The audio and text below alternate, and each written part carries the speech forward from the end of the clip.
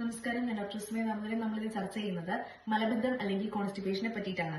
അതായത് തുടർച്ചയായിട്ട് മലബന്ധം അനുഭവിക്കുന്ന ഒരാളാണ് അല്ലെങ്കിൽ നിത്യേന വയറ്റിൽ നിന്ന് പോകാത്ത അവസ്ഥയിലാണെങ്കിൽ ഇത് നമ്മളെ ശാരീരികമായിട്ടും മാനസികമായിട്ടും എങ്ങനെയൊക്കെയാണ് ബുദ്ധിമുട്ടിലാക്കുന്നതെന്ന് പറഞ്ഞുതരാം. അതിലാദ്യം പറയുന്നത് വിശപ്പില്ലായ്മയെ പറ്റിയിട്ടാണ്. അതായത് ഒരു പേഷ്യന്റ് വന്നിട്ട് എനിക്ക് തീരെ വിശപ്പില്ല, അതുപോലെ ദഹനവുമായിട്ട് ബന്ധപ്പെട്ടിട്ട് പുളിച്ചു തേട്ടലൊക്കെ ഉണ്ട്, അടിവേറെ വേദനയുണ്ട് എന്ന് നമ്മൾ കേൾക്കുമ്പോൾ നമ്മൾ ആദ്യം ആലോചിക്കേണ്ട കാര്യം ഇവർക്ക് വയറ്റിൽ നിന്ന് നിത്യേന പോകുന്നുണ്ടോ എന്നുള്ളൊരു ചോദ്യമാണ്.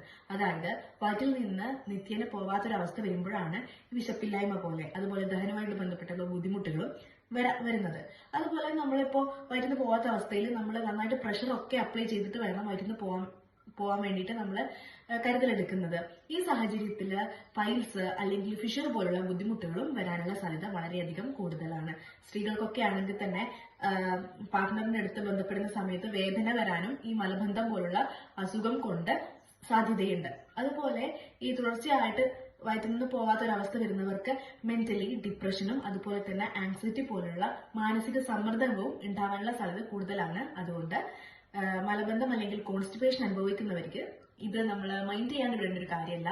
ഇതിന് കൃത്യമായ ട്രീറ്റ്മെന്റ് എടുത്തിട്ട് തന്നെ മാറ്റേണ്ടതുണ്ട് കേട്ടോ. Thank you.